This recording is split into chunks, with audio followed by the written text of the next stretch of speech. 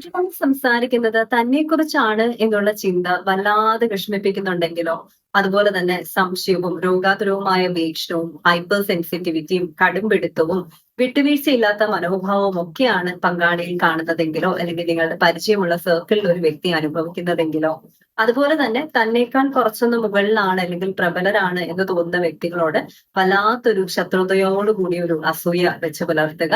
തന്നേക്കാൾ താഴ്ന്നവരാണ് അല്ലെങ്കിൽ തന്നേക്കാൾ ഒന്ന് ഒരു പടി താഴെ നിൽക്കേണ്ട സാഹചര്യമുള്ളവരാണെന്നുണ്ടെങ്കിൽ അവരോട് വല്ലാത്ത പുച്ഛത്തോടു കൂടി പെരുമാറുക, വാദപ്രതിവാദങ്ങളിൽ ഏർപ്പെടാനുള്ള പ്രവണത കാട്ടുക, തന്റെ നിഗമനങ്ങളെല്ലാം സത്യമാണ് എന്ന് തെളിയിക്കാൻ വേണ്ടി എവിഡൻസ് ഇങ്ങനെ ശേഖരിച്ചുകൊണ്ടേയിരിക്കുക തുടങ്ങിയ പ്രവണതകൾ പാരനോയിഡ് എന്ന് പറയുന്ന ഒരു പേഴ്സണാലിറ്റി ഡിസോർഡറിന്റെ ഭാഗമായിരിക്കാം.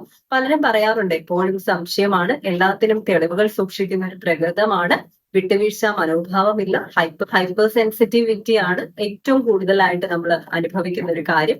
അങ്ങനെയൊക്കെ അതായത് ഒരു തമാശ പോലും അവരോട് പറയാൻ പറ്റുന്നില്ല എന്നുള്ളത് തന്നെയാണ്. അതൊരു ഗൂഢാലോചനയുടെ ഭാഗമായിട്ടൊക്കെ അവർ കണ്ടു കഴിഞ്ഞാൽ വല്ലാത്ത ബുദ്ധിമുട്ടല്ലേ. അത്തരം ബുദ്ധിമുട്ടുകളൊക്കെ ജീവിതത്തിൽ അനുഭവിക്കുന്നവർ ഉണ്ടായിരിക്കാം. അതൊരു പേഴ്സണാലിറ്റി ഡിസോർഡറിന്റെ ഭാഗമാണ്.